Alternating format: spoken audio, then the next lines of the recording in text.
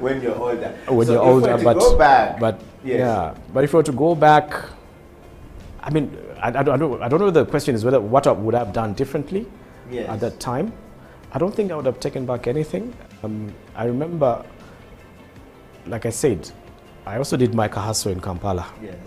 It was tough, running a business, in your early 20s. And when I got into the brewery, I told myself, I'm going to work hard and I'm going to play hard. And I did both. I played hard. And playing hard. I did for 3 years. Yeah.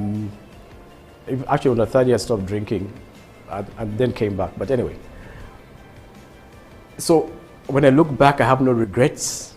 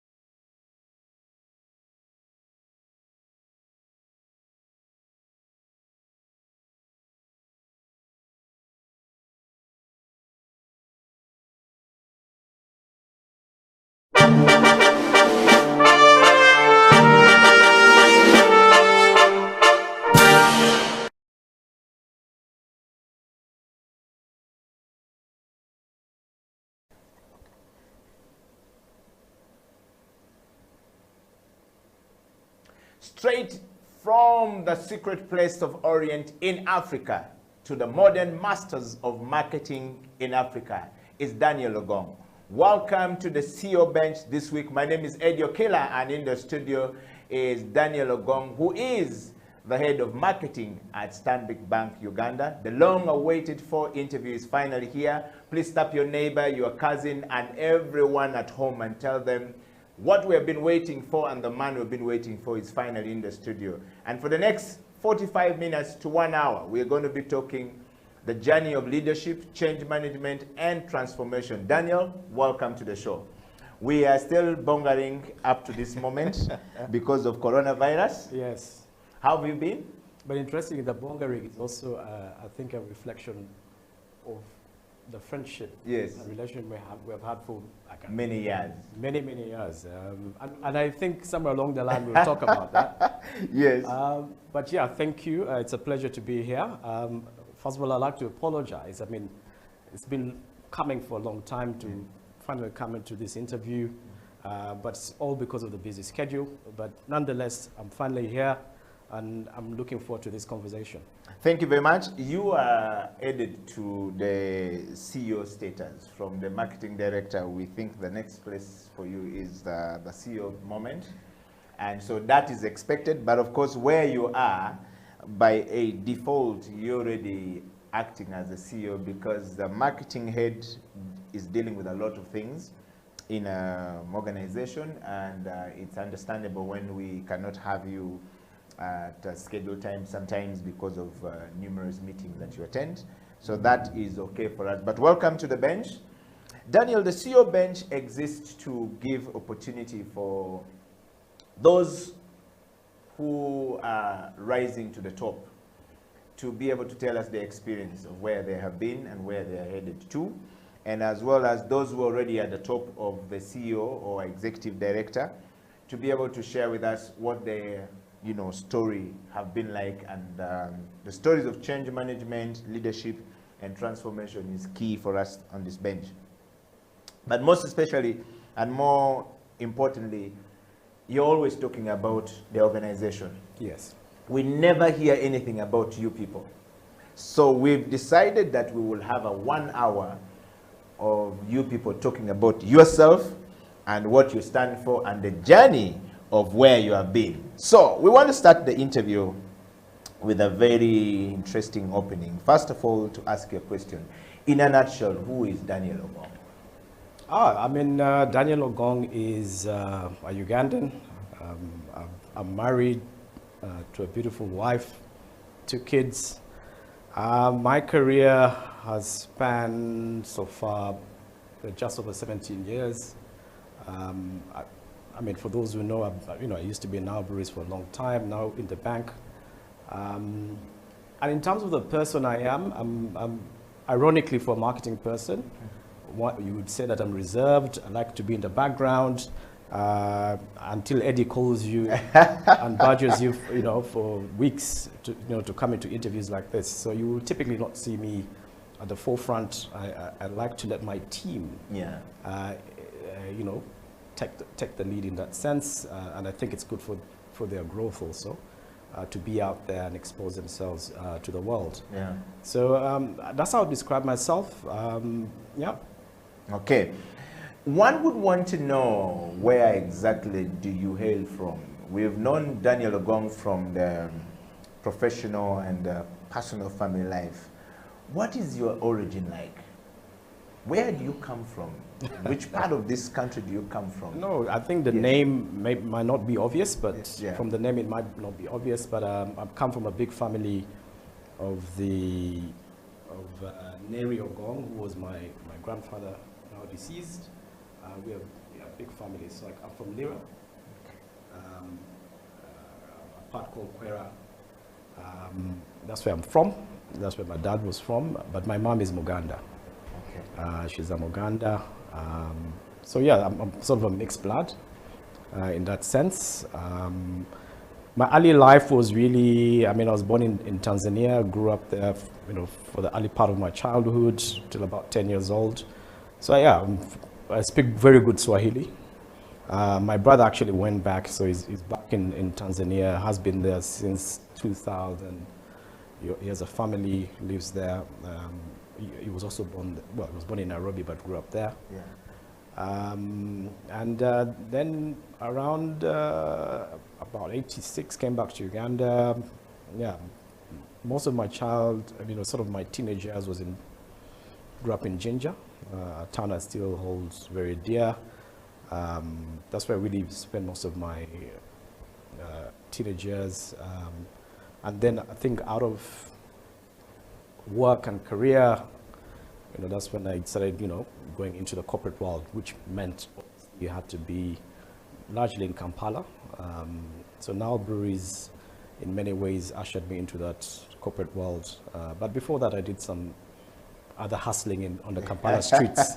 So I'm very familiar with the Kampala streets and what it is. So when I see young guys hustling and trying to make a buck, maybe, we had a small little ad agency at the time with a couple of friends. And it was a good experience in itself. I think it very early on gave me a very tough skin in terms of how to survive. Kampala, it's not easy. Yeah. But I think if you stick it out and do the right thing, you sort of sail through. Yes. Yeah.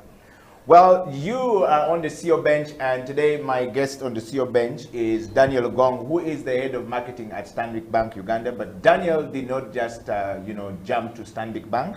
And if you are a follower of Daniel Ogong and Marketing Society in Uganda, not everyone who is a marketer is within the Marketing Society of Uganda. But if you follow some really cool stuff going on in the country, in East Africa, you definitely would have come across the name Daniel Ogong. Many years ago, I was at Nile Breweries and stayed there for a bit, grew up in ranks until he became the marketing director before leaving and crossing to Stanbic Bank. Now, Daniel Ogong is credited for a lot of things. And today on the bench, we are talking to the man on the rise to the top, and we're talking about working from the brewery part of the industry and crossing to the banking sector. That's not something you take for granted. And many people have been wanting to know your story, Daniel. You know, how were you able to cross from the brewery where things are done totally very different to the banking sector where it's like a complete turnaround things. For some reason, some of us had even run away from Stanbic Bank. But when you crossed to Stanbic Bank, a lot of people started to go back, myself inclusive, and I started to enjoy, you know, banking again with Stanbic Bank, and I'm still there. And I think that the innovation that is happening from the Stanbic Bank point of view today says a lot about you and what you're doing. You're on the CEO bench today because this program obviously looks at today's world. In today's very quite rapidly changing world, learning to read the turbulence creatively and to design our organization to ride over this turbulence is very critical to development. First, as an individual, an ability to lead, the level of effectiveness, and the positive impact that we make in our society. Daniel, what has been your journey into trying to create a positive impact everywhere you go as an individual? Yeah, I think it's a mix of many things, but if I'm to just maybe go back to the early part of, well, my journey, which was in our breweries, like you rightly said, I think it was a bit of a blessing that when I joined the company, I joined as a sales rep.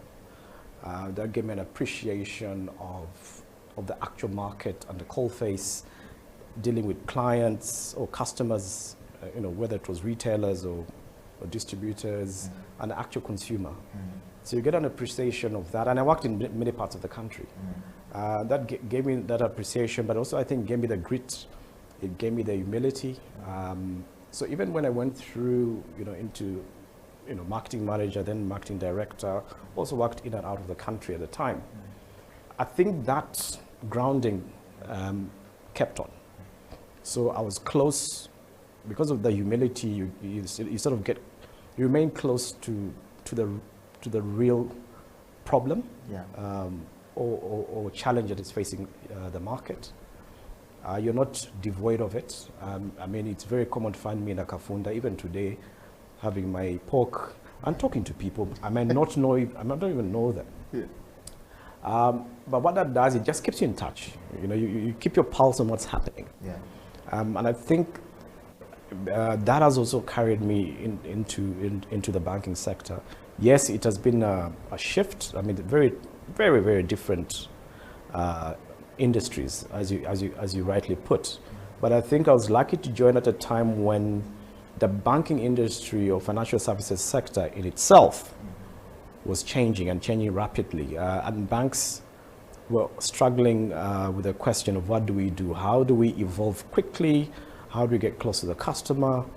As opposed to customers coming to us. How do we innovate and bring in new products and solutions into the market? That's the time I joined into the bank. So it was not a difficult one for me because the need was already there. What I think I brought to the table was a different lens on how to look at how to approach the problem. So quick thinking, decision making, you know, that's how the FMCG world works. You try something, it doesn't work, you go back, do it again. So those are the things we're doing now in the bank. We're becoming far more agile in how we do things. We're trying to, cut down our decision-making time. But I think most importantly, we're really beginning to listen to the client or the customer, spending more time with them and do things that are meaningful, more meaningful to them. It's going to take time. We're not there yet. But at least we're clear that we have to do it. Of where you want to be. And if we don't, we might not be in the next 5 to 8 years. If we stay static, because it's a very fast-paced industry that is changing every day. Wow.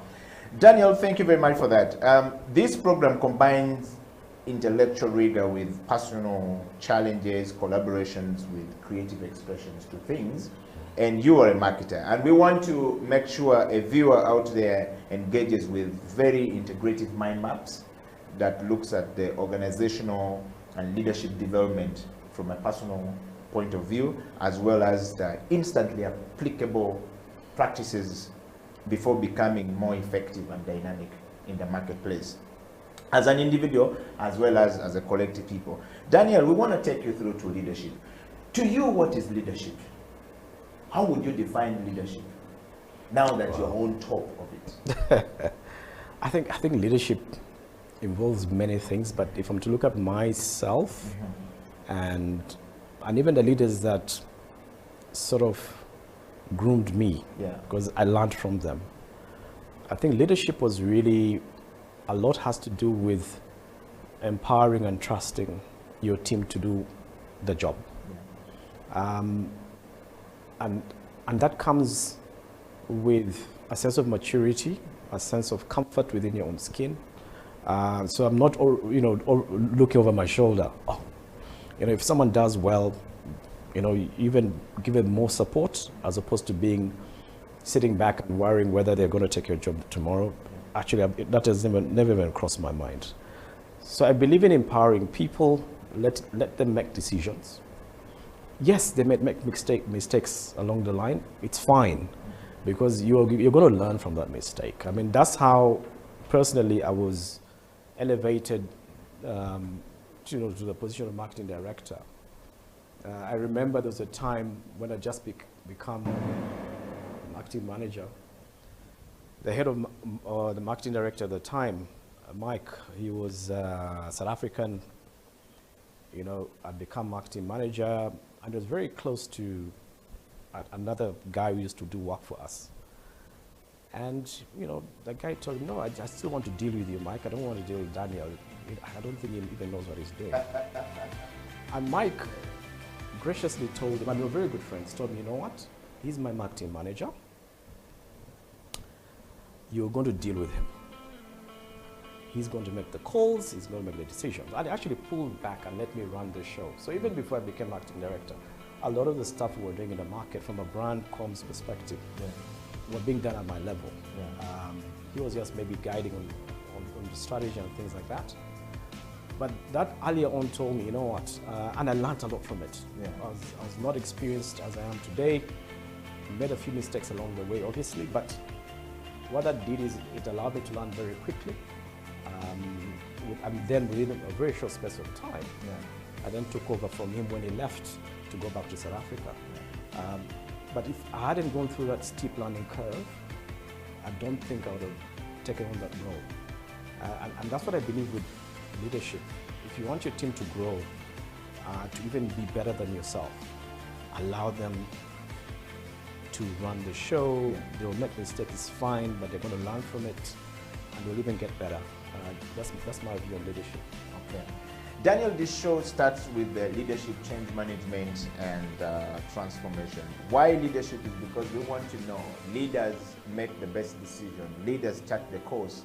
And John Maxwell keeps saying everything rises and falls on leadership, and I agree with him as a leadership coach. Absolutely. But a lot of things happens to a leader. Growing up, did you ever see yourself becoming one?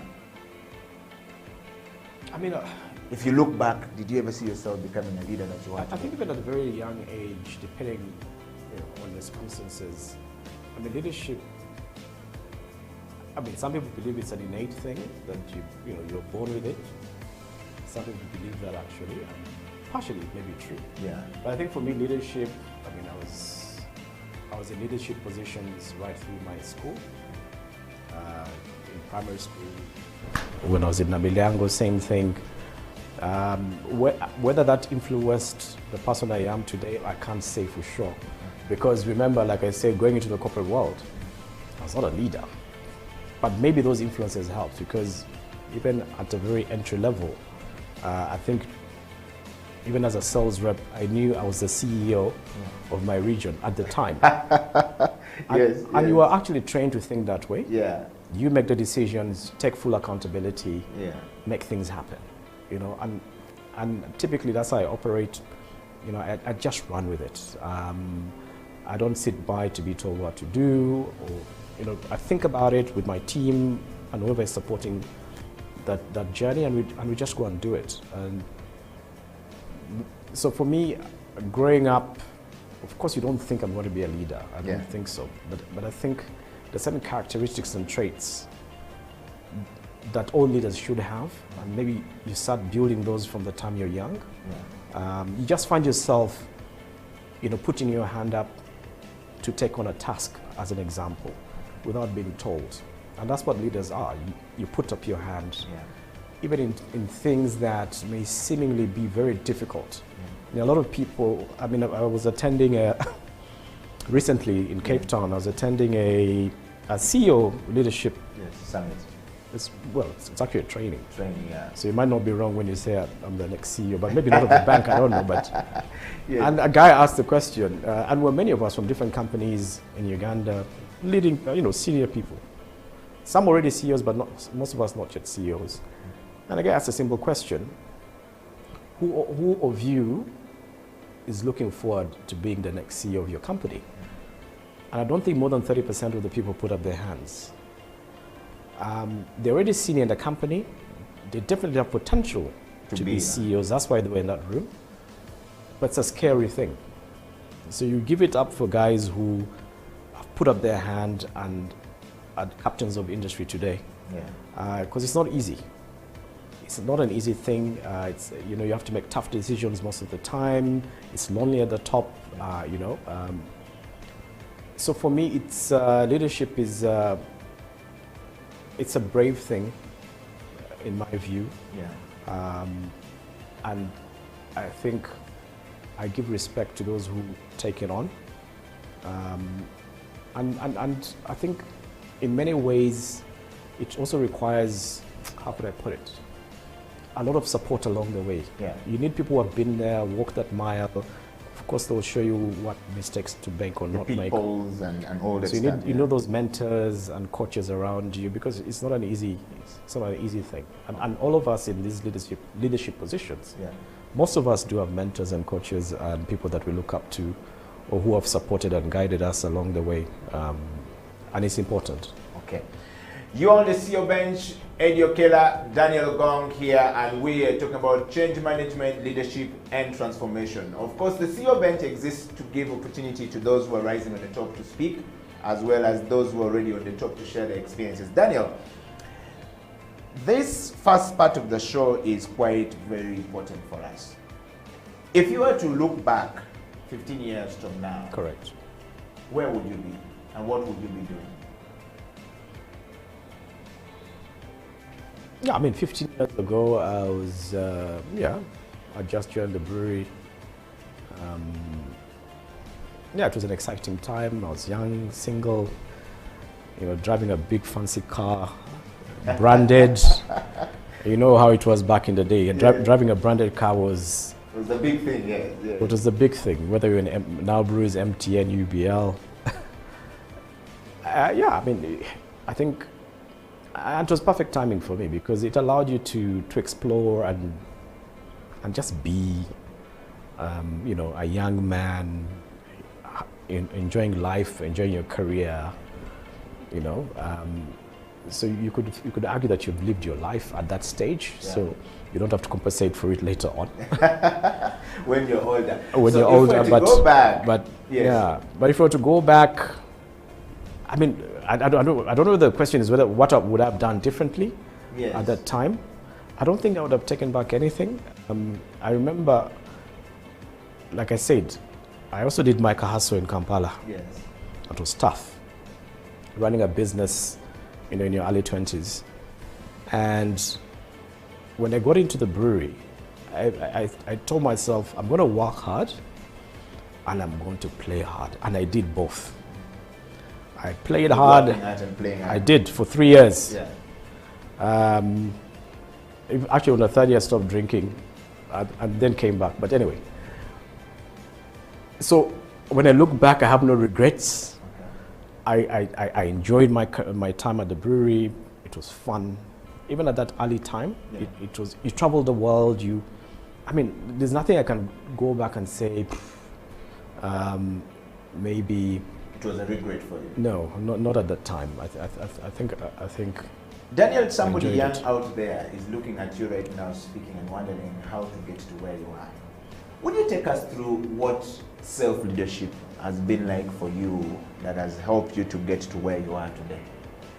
Many of us don't know how to lead self, and we don't know how to deal with self. It's good for you to deal with other people, but when it is you and the world is against you, you against the world, you don't know how to deal with yourself. Many people are stuck. Not everyone who came out of school, out of Nanyama College, made it to the university, and not everyone who made it out of the university, been able to achieve the level of achievement that you have achieved today, that we're seeing today on the CEO bench. What would be your advice to that person who doesn't know how to lead self? What are those steps that you took in leading yourself to where you are that we can pick up from? Yeah, and it's interesting because I think as you grow through your career, Yeah. there are certain traits that maybe become more important than others in leading self. So I think very early on in your career, I think it's, in my view, it's really around, if I'm to think about myself, yes, like I said, it's that discipline and hard work, because you really have to put in the time. And then also being able to, I think at any one time, improving yourself and your work, so, deliberately. Yeah. Because that's the only way you're going to get noticed. If you join an organization and you become part of the status quo, as we saw, part of the furniture, Yeah. you're not really bringing new ideas, you're not thinking out of the box. Guess what? That's how you're going to be in that company, maybe even in the same role for the next 10, 15 years, right? The people who go through the ranks are people who come and challenge the status quo, who try to think differently Yeah. about how to approach certain things in terms of delivering value for the client or customer. That is important, I think, Yeah. at the early part of your career. Yeah. When you get later on, maybe as a CEO or a very senior person in an organization, it then now becomes about the people and focusing about the people. Like I said, giving them space to be creative, empowering them to make decisions, listening. We don't listen too often. Yeah. And sometimes that's all they need, bounce off ideas. Those are the things you want to do earlier on in your career, because you're not necessarily, if you like, you're being led by a leader. Yeah. So what he's expecting from you is, can you bring new ideas? Are you pushing hard? Blah blah.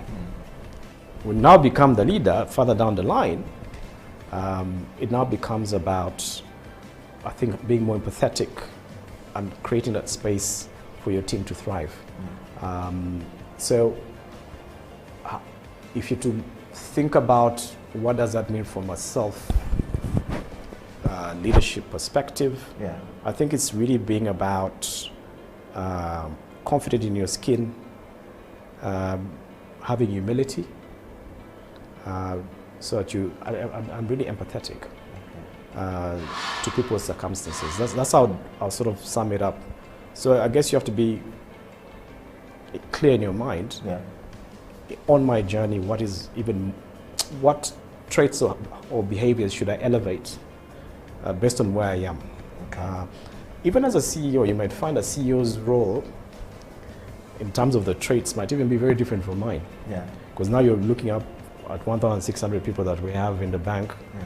versus my team that is much smaller. So you might find the traits that now my boss needs to exhibit today might be slightly different from mine, because it's a much more complex Yeah.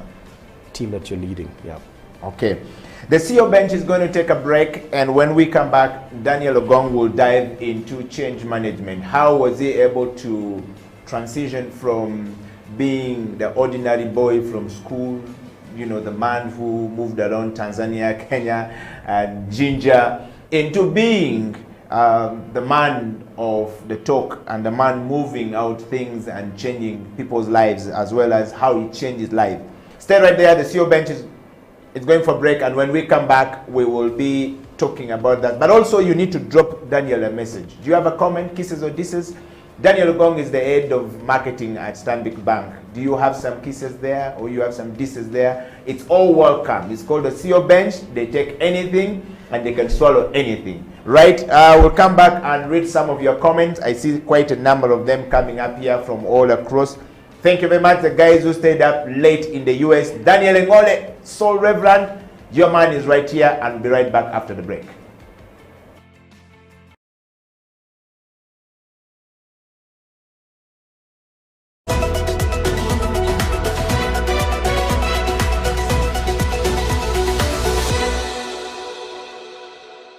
My name is Dr. Jinpo Olowo. Thank you for watching House of Talent Television. I love to inspire people. I love to talk about my experiences and how God has been able to use me in the different exposures. And through the leadership, through change management and transformation, I've been able to do a couple of things in my life. Now, are you a kind of person who is tired of your status quo? Do you want your situation to change? Are you tired of what is going on in your life? You know, change is a fact of life. We've all been through experiences in the last couple of months that have taken us to a place where we need to do something about our lives. We need to change whatever is going on. So if you have not piled up investment for yourself, you need to do that. If you've not done businesses to hold your family in future, you need to do that. Are you thinking of full-time employment? You need to be thinking about your life after employment or your business in the next couple of years. So if you want us to chat, if you want us to talk about this, please get in touch with us at SEAL Uganda on number 0772443085 or check our website www.sealuganda.com or on all the social media handles. You can hook me up or Facebook, that is Jinpo Olowo, on Instagram, Jinpo Olowo, and on Twitter and LinkedIn. Then we can chat a way forward with you. We can help you, we can coach you, we can walk with you this journey of financial freedom. Thank you.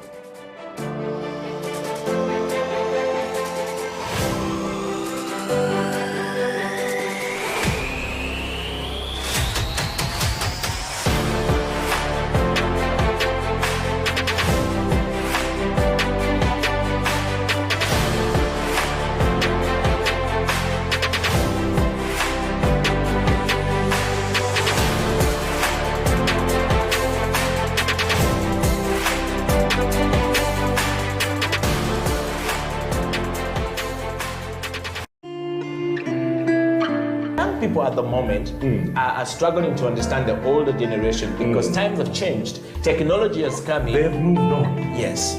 We're the ones sitting back and wondering, what is my child on to? TikTok has surpassed WhatsApp. The other one I call, I never call it Facebook, it's Bookface. Why are you on Bookface? Dad, it's Facebook. Yes.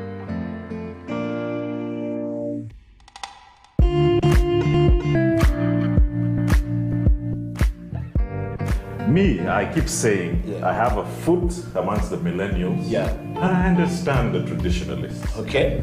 There's a song in the 60s, by the way, and in the 90s, 70s, where they're like, parents don't understand. Yes. Remember Prince? Yes. Prince.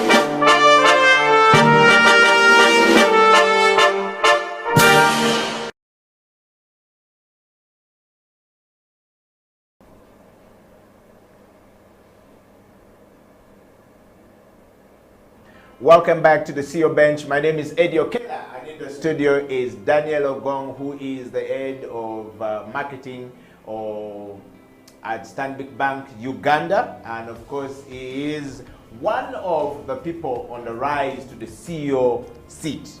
I can tell you this, and all signs are very clear at the moment.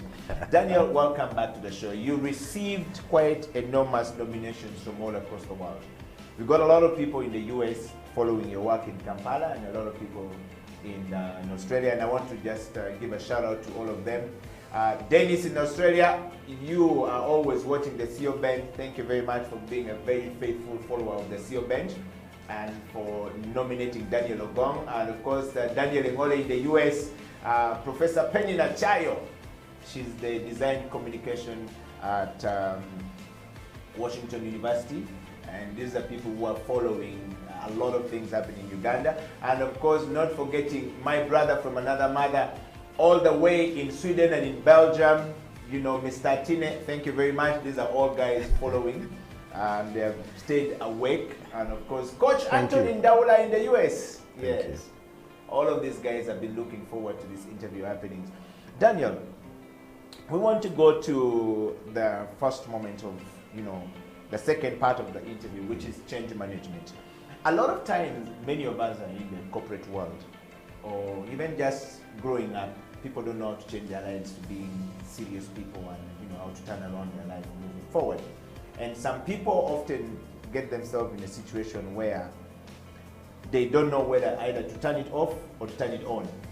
How were you able to change from being the Daniel Ogong from school to the Daniel Ogong that started to work and said, I'm going to go hard and kick it in 3 years, I want to change my life? Well, I guess maybe for clarity, when, like I said, I was working hard and playing hard at the same time. Yeah.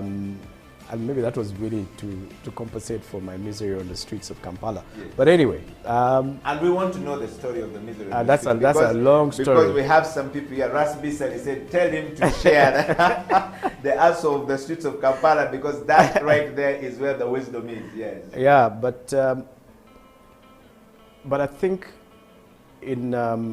as you're going through life, you always have to have points of reflection. Yeah. I know some people will say, you know, reflect every day or every week or whatever. And maybe that's good for some people, but I think for me, it's a point of reflection. And I think there's an innate gift that God gave us to, you will know. Yeah. You will know that, you know, here I need to pause. And is it possible to get that sign very easily? I think we all have it. Whether you choose to act on it or not is a different thing. Yeah. And sometimes it can come anytime. It can come in a week, it can come in 3 years. And that could be whether in your religious life or career. It doesn't really matter what part of your life, but you just get a sense that, you know what, I need to recenter. Sometimes some of us might be lucky that someone told you, say, Chief, you need to go back to the basics. You know, you're not getting this thing right. But most people don't have that advantage of being told when they're seemingly, of course, in the professional life, in work, we do have systems and structures in place which can help with that. I mean, before I came here, we were just doing a reflection session as a Stanbic Exco. And it's a fireside chat where you simply speak openly about the organization, the challenges you might be facing as a leader, and how the team, you know, can support you on that journey, which is great, because some companies don't do that. But even with our teams, you know, ever so often you check in and have these conversations. And I guess that's where leadership becomes very important, where one, there has to be, as I said, an environment, you create an environment of trust where your guys can be vulnerable with you and tell you exactly what they're feeling, and vice versa, where they can give you feedback and say, Daniel, I think on this particular thing you could do better. And this is someone in your team, someone you're leading. But all those things help with shaping. But that's in the corporate world or professional world. Privately, it's a different ballgame altogether, because those structures typically do not exist. Some people will think, okay, I can go to church and sit at the front of the pew itself. Of the pew itself, and I'll come back, Yes. home feeling. I don't think it's as simple as that. Yeah. I think it will take a lot more effort at a personal level to reflect, and usually it might come down to an answer or an action that you need to take. But like I said, you have to be deliberate about it and do it. It's not an easy thing to do, but I think as you go through life, you always have to have those points of reflection, and then change course if you need to. And the things that you're doing well, just keep on doing those. Okay. Daniel, if you would share with us, just a few of those tips on how you've done it. What has worked for you? I mean, you have given the general overview of it, but I might be there when I'm stuck. I don't even know where to start from. What are the signs? What worked for you might also be as well something that worked for me, but I actually don't know which point to push and when to. Would you like to share just one or two things that, like, this is what worked for me from a personal point of view? And again, I'll take it from two perspectives. I think in the workspace, you always know when you're making an impact or not. Because that's why I like marketing, because the work we do on the brands that we are custodians of, you can see the impact of that almost immediately. Whether it's online or otherwise, you will get that feedback coming through. Yeah. Either in terms of how the public or the consumers respond to that new product you've launched out there, or even just comments like that. So, and then obviously over time you just see how your brand interacts with the market shifting. I mean, you mentioned Stanbic. By the time I joined, it's already a big brand, leading bank, but there were some things we're just not getting right at the time, and we slowly shifted that narrative. And I think we're in a much better place. Yes, we still have more to do, but I think we're on the right track. So that is, I think, the easy part. So you can, and as a leader, whereas some of us do not want to be at the front line to take credit for it, Yeah. but you know for a fact it was because of a strategic decision I made at a certain point in time that has gotten us to where we are here today. Yeah. The public may not see that, but you as a person, you see that, you know that. Yeah. That is my impact. And that could also be with your team and employees, it doesn't really matter. But at least you can go back to a point in time, and even to the decision you made Yeah. in a boardroom. I said it was because of that decision that we were able to become market leaders, say in beer, Okay. because a decision had to be made. In the personal space or private space, again, it comes down to, I think, the support structure you have around you. I think it's important. But the support structure around you, Because those are the people who will- brothers, sisters, mother, father. Yeah, it could even be friends and close friends. But I think you need people in life who can be honest with you and tell you that, you know what, here, no, I think you need to change. It may not even be your mother or your father, but and I think if you don't have that, find those people. Like I said, it may not be the immediate family. Yeah. It may be friends that you have known, maybe hobbies. Yeah. Let's say I've been in school with you together, we grew up on the same street.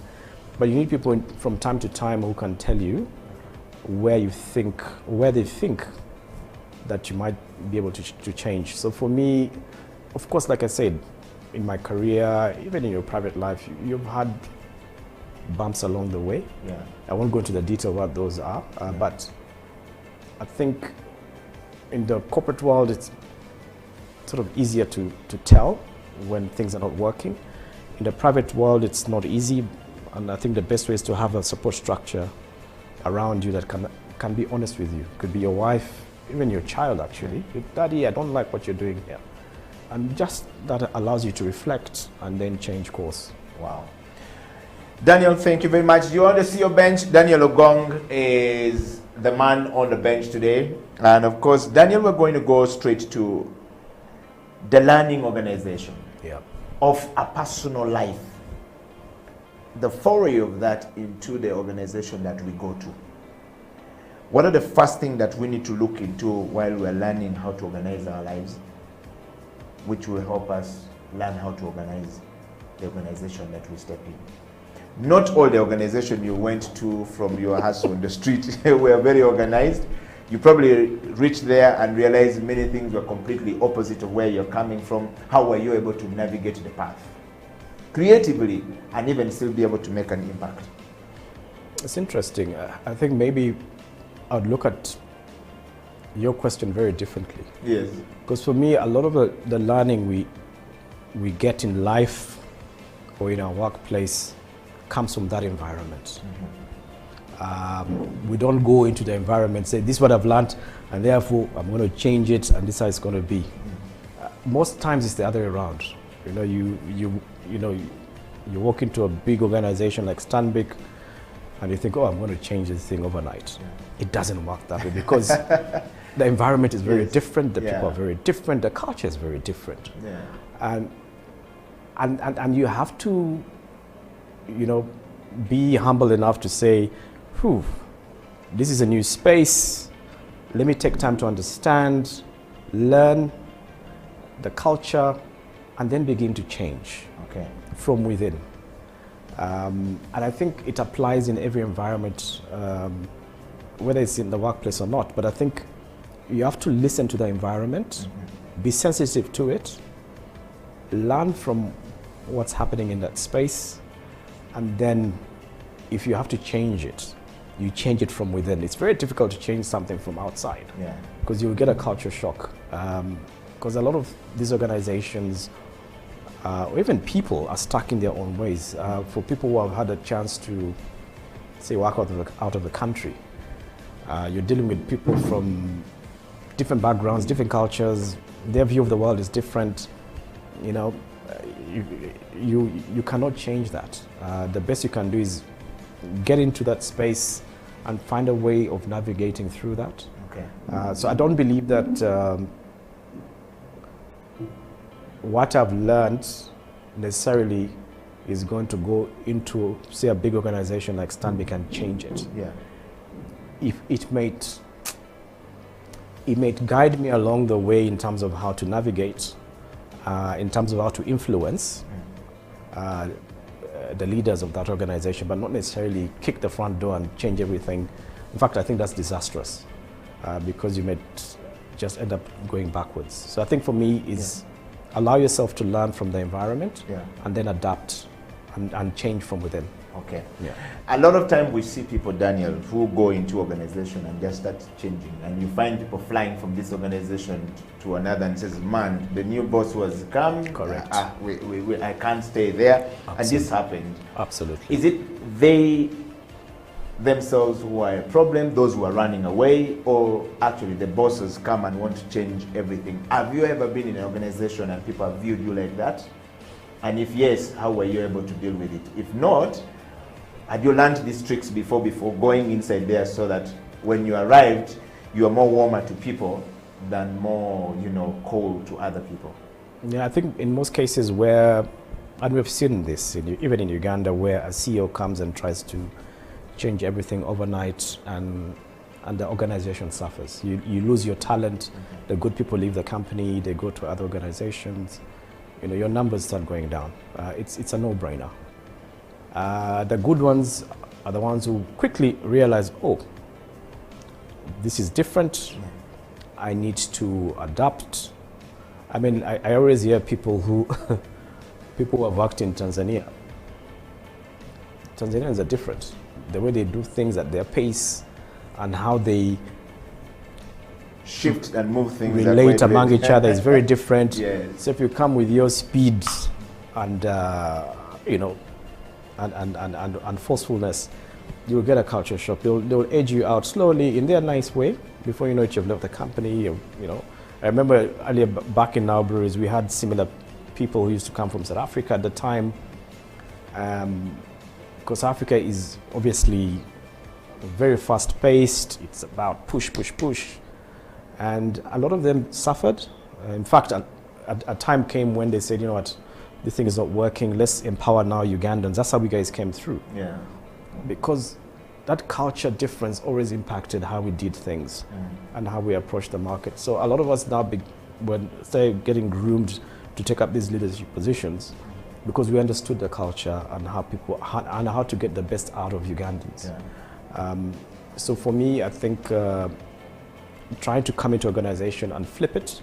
In some cases, yes, especially this company was going down anyway, and you need to do a turnaround. Fine. I mean, sometimes it's necessary. You cut half of the staff, fire some senior people, bring in new blood. In some cases, it's.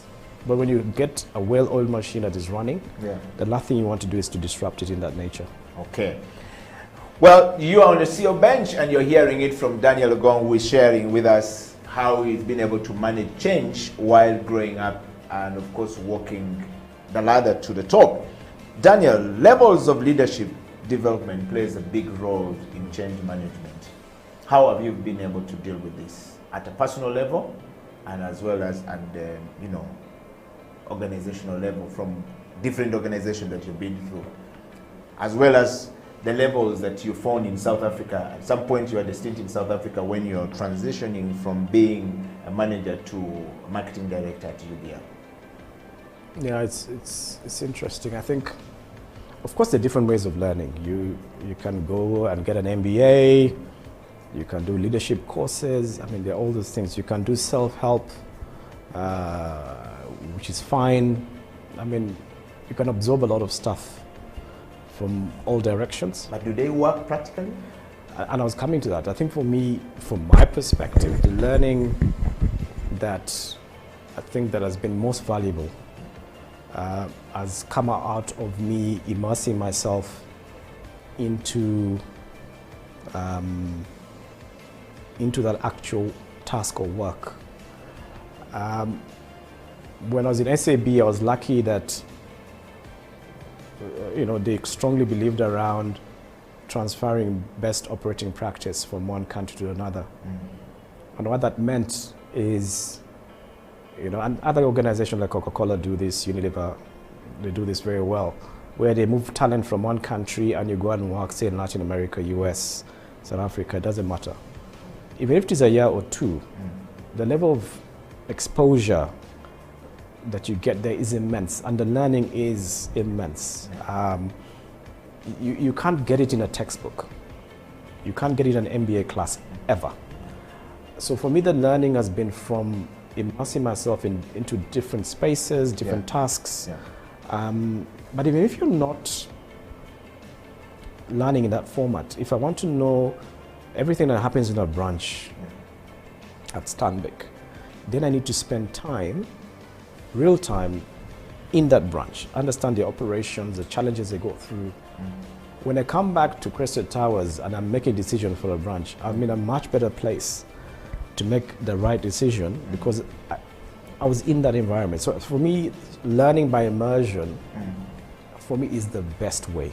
Whether you go out of the country and do it, or go to a branch and do it. So learning by immersion or learning by doing, for me, is by far the best way of learning. But that's not to discount the other options, but I think just fold your sleeves, get in there, and learn from that experience. Okay. Would you credit that what you went through in South Africa actually gave you that platform to see things from a different perspective? Absolutely, absolutely. I was working at the head office at the time. I got an opportunity to travel the world. I mean, I traveled everywhere. But we were going to those countries to solve problems or to be part of the solution.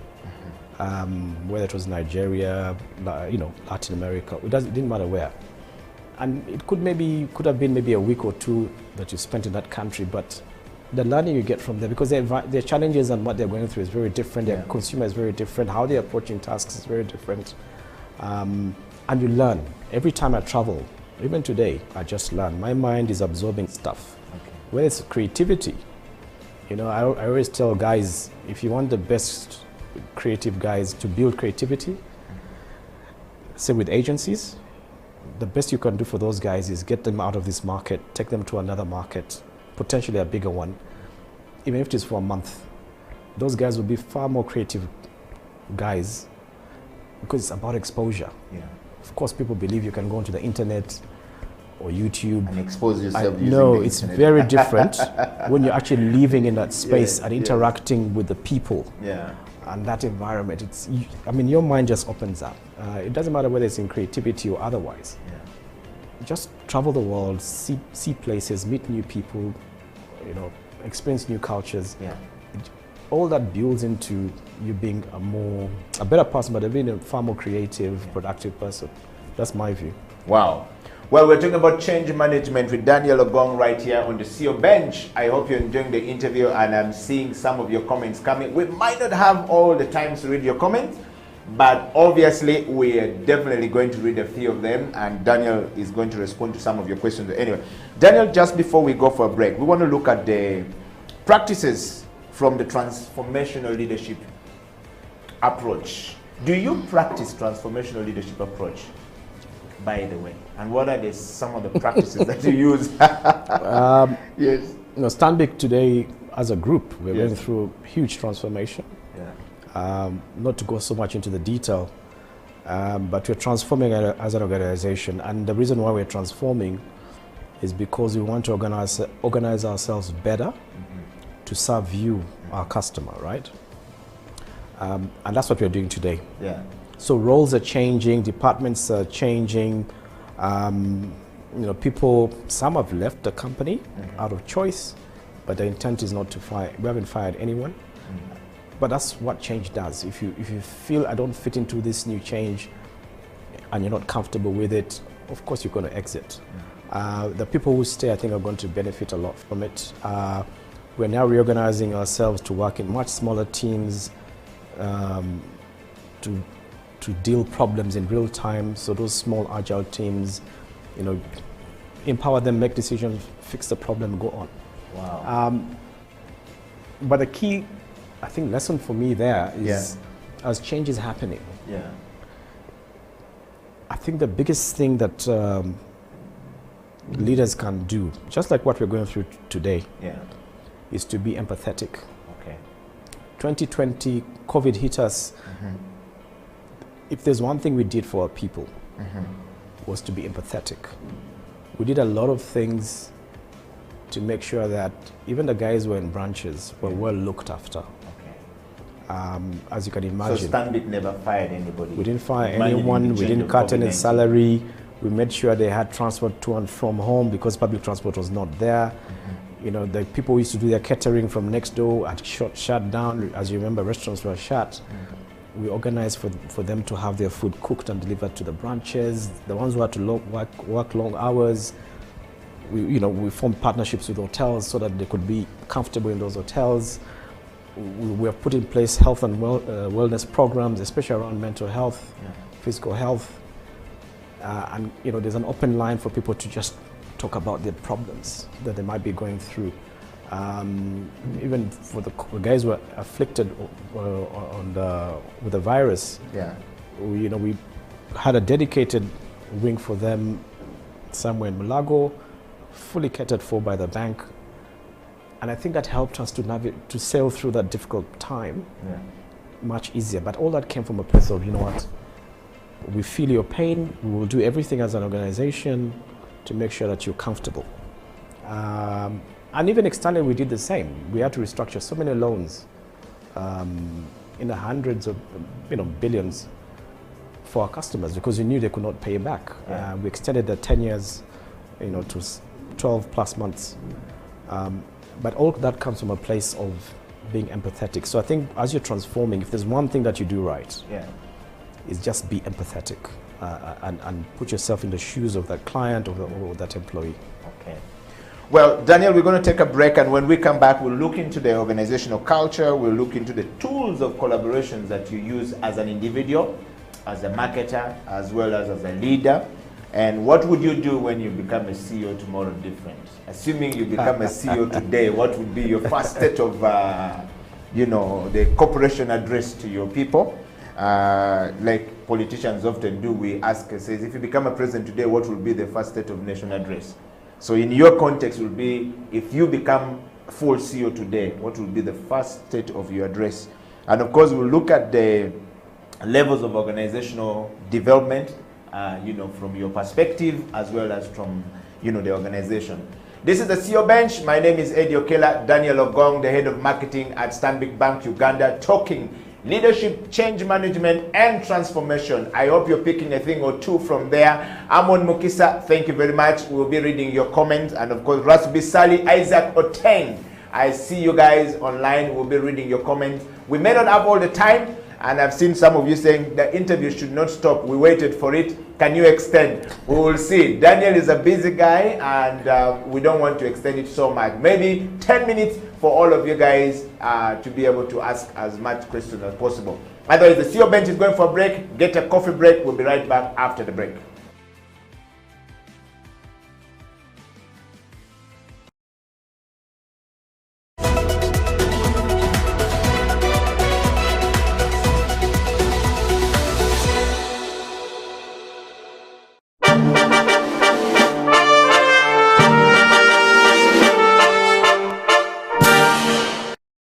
Private sector is not yet fully utilized because not everybody can be employed by government. And we are looking at a future whereby more people are employed in the private sector than in government. So I think if we all work hard, if we all work together and invest in the right areas, there's been a lot of talk about value addition in the agriculture sector, in the mineral sector. If there is enough investment in those areas, I think it can create enough jobs for our children and grandchildren. Okay. Yeah. I just want to take you to question number 4, Andrew, which is, let's talk about your journey at City Hold and the foray into the Executive Director's office, which is as Andrew Chitaka, Very and interesting. as well as the Director Engineering. Very interesting.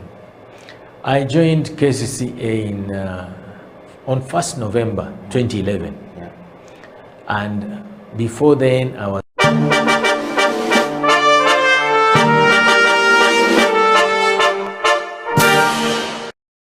for so much. Yes. CEO of whatever. Yes. They give so much. This is the reason why you're actually on the bench. Because of my credibility. Thank you so much. But now they attack you, they vilify you. Yes. And the goal Yes. is to weaken you financially. Yes. Is to weaken your owner. Yes. These are slanderers. Yeah. So I'm glad that someone would stay up at night Yes. to ask and learn about me. Yeah. And I pray that in the next 2 months, because I know many Ugandans who travel overseas, when they go there, one of the things, because the media has been so much, and Sam Kutesa, the Minister of Foreign Affairs, has really not done a good job. He has dropped the ball on this issue. Why? So many of us are being accused of being gay killers, including me. You've just heard that person. Uganda is being accused that we kill gays, which actually is absolutely untrue. And because of this, it has affected our tourism. It affects people who go overseas to do work or study. It affects whenever you go to a conference. Hi, my name is Eddie Okello. Oh, where are you from? I'm from Uganda. Oh, you are the gay killers. And then you begin to describe. So one of the things that I've done is I've written a book, which should be coming out. I know that I keep saying the same thing, but the work of doing a book takes a long time, and I wish I could be supported. You know, many people who write on this subject, like Sylvia Tamale, she's supported by the Rockefeller Foundation, Carnegie Foundation. There is money.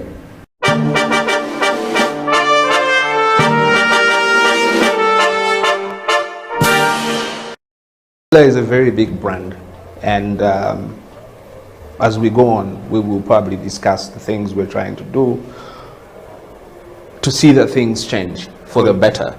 Good. Sean, on the CEO Bench, for everyone who is following, we're live on our YouTube studio where we actually streaming from. So YouTube studio, for everybody asking for a link, is actually House of Talent Uganda.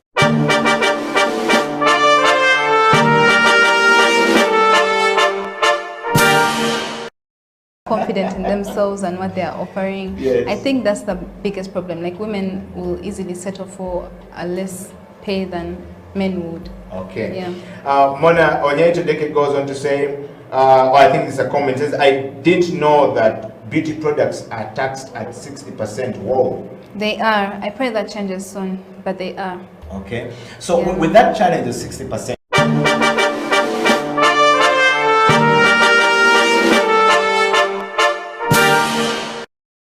setting up the company, you're doing tours all across the world.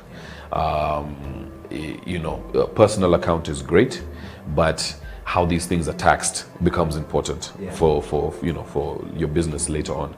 As soon as you cross that threshold of 50 million a year, you know, you're now in the interest become more share. Yes.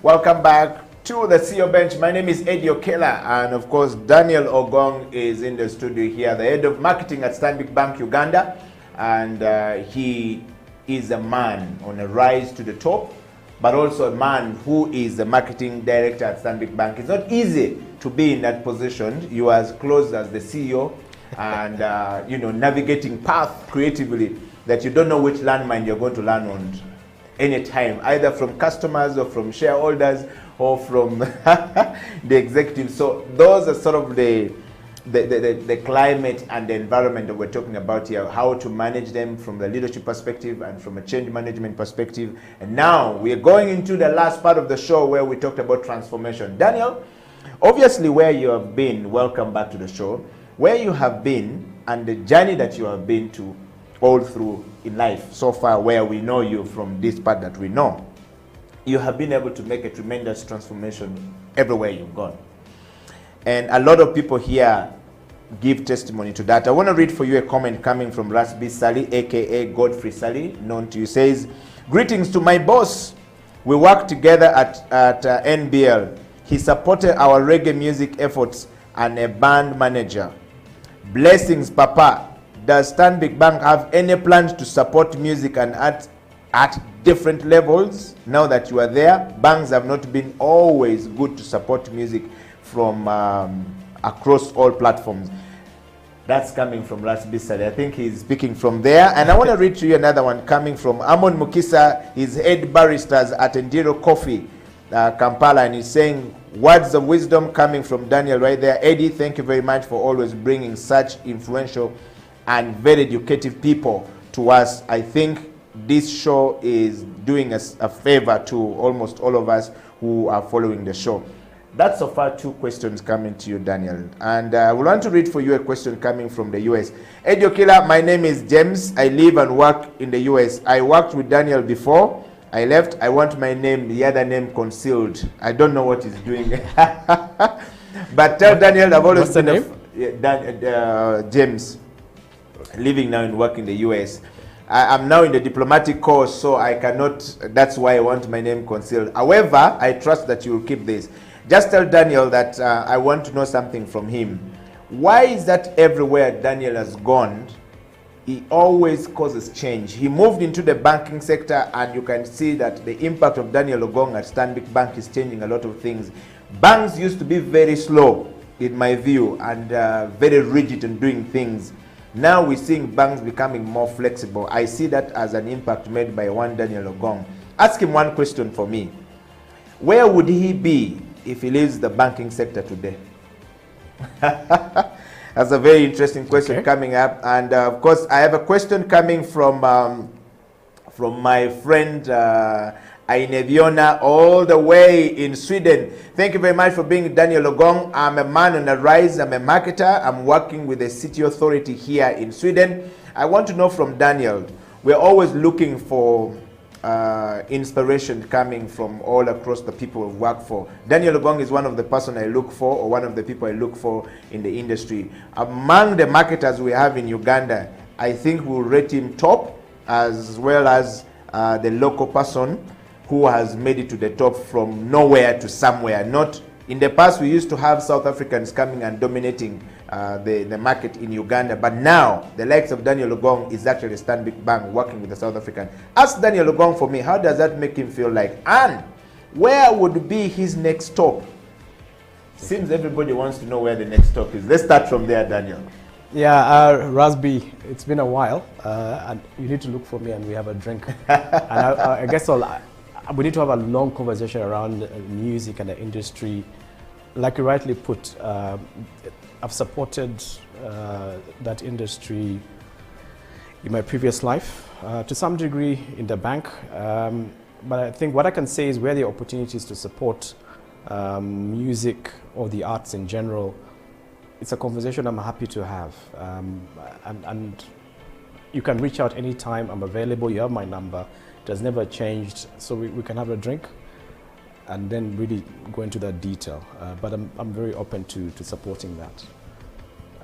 To James, you've concealed your name, but it's good to again hear from you. In terms of, I think your question is around what next? Yeah, what next? When you leave the bank, where would you go? It was a comment and the question, where would you go? I think what would be your next stop? I think what people don't know is actually when I left Now Breweries, my intention at the time was actually to retire and go do, my own things. But then, I got a call from Stanbic Bank, and I met quite a number of executives before I accepted to take the role. But I think in that conversation, it was very clear, yes, what the organization wanted to do differently. And when I say differently, not so much about from a brand perspective or whatever, it was really about what they wanted to do different in the market. Yeah. And I think that's really what, I think it just gave me a sense of purpose. Yes. As to why I should join the bank. Okay. So where I go next will purely be driven by the same. It might be within the group, it might be outside the group, but I won't jump onto the next job because it's a bigger salary, no. In fact, going into Stanbic, I went at the exact same pay. It will be driven by purpose, in terms of what impact the organization wants to deliver for Ugandans. If it fits with my purpose, then yes, I can take up that role. But at the moment, I'm loving my job at Stanbic. I think there's still a lot more we need to do. The change has only just started. So yeah, you'll still be seeing me in the bank for the foreseeable future. Yeah. Okay. There was a question from a lot of questions from I think it was around the same lines. Yes, where would you go? But I mean, if I was to think about actual exiting the corporate world, I think for me it's just maybe taking back a back seat, and making sure that my little enterprises that I've set up now thrive. Okay. I don't intend to. I hate to say this, I always tell guys. One thing I'm not going to do is become a farmer in the bush. Yes. I don't have the patience, the intention of it. Yes. I have my reasons why, and I need to be convinced otherwise. But for those who are doing that, that's fine. I think there are other things. So you will not end up in farming like many of the people say, I've now retired to farming. No, that's not for me. I've just not been passionate about it. But yeah. Daniel, let's run through this as we close the show from the transformative point of view. What kind of transformation would you like to leave at Stanbic Bank? Or are you having at Stanbic Bank at the moment where you are, and what kind of legacy would you want to leave behind at Stanbic Bank? And I want you to run it from the personal effectiveness and resilience. As a person, what sort of, strength or things that you're putting in that place to see that that happens? And of course, what kind of organizational culture would you want to live within the marketing space of Stanbic Bank as you want to live, as well as in the marketing space in Uganda? We know we see it, but how can we touch, continue to touch that from Daniel Ogongo going forward? And what kind of tools of collaborations would you want to have in future? When I call it tools of collaboration, it's just touch a few things that you think we can use and learn from you going forward. And lastly, we want to look at the levels of organizational development you want to live as a marketer in the industry, as well as at Stanbic Bank where you are. And my very last thing is practices from the future. Where would you be 50 years from now, 20 years from now when you are out of the bank? Yeah, I hope I remember all the questions, but I think for me, in terms of transformation. Yes. I think for me, I think what is important is,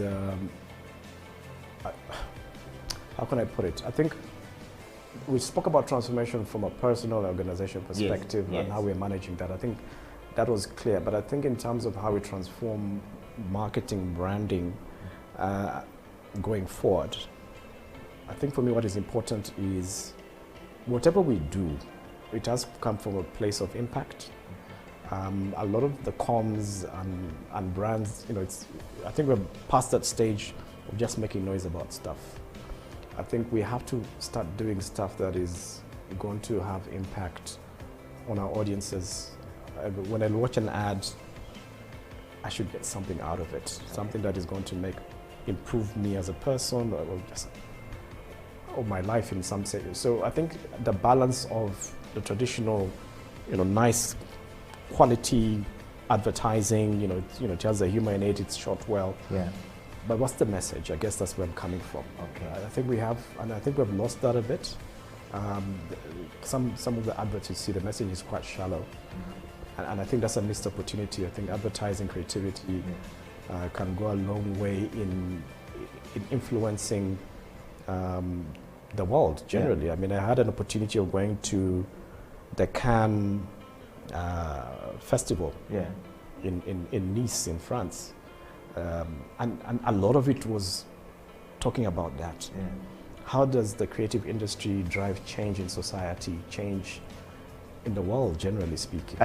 Talk about the topical issues around gender and inclusivity and all these things. How do we use advertising? And there are some good examples if you go. Some brands that have used advertising to, in a very creative way, tackle those issues. Yeah. And I think we need to evolve to that level. Okay. So I think my plea out there is for those guys in the industry, especially creative industry, think about your craft as a way of transforming people and society. And I'm sure the creative guys will pick up on this and see how to do that. Yeah. And in the bank, we have tried to do that in our thematic advertising. And that's one thing that I'm passionate about, and hopefully we'll be able to continue doing that going forward. There were several other questions. Yes, so we were looking at what kind of, the tools of collaborations you want to use, the organizational culture within your marketing space. You've talked already, right? I think I already sort of touched on that. Yes, I think as an organization, we're already, and in a sense, it's interesting. In a sense, COVID helped in a sense, because it forced us to be very, very agile and think very differently, do things very quickly. And yes, a lot of the thing is now we're doing a virtual, but which funny enough has helped, because it's very easy to create a team of 5 people to address a certain challenge our organization may be facing. And right now we have what we call work streams. Yeah. There are possibly maybe 50 plus work streams happening in the bank today, tackling different issues across the bank. And for me, that just exemplifies how people have now decided to come together to address real issues. Some of them are happening even at a branch level, which is great. So I think the culture is already on its way. Yeah. We just have to empower more, celebrate those efforts more, But I think we're already on that path, at least as Stanbic. If the other organizations are not doing that, I think my view would be to do that, create smaller teams that are now going to solve problems. I mean, the other day, Safaricom announced that they're changing the entire organizational structure.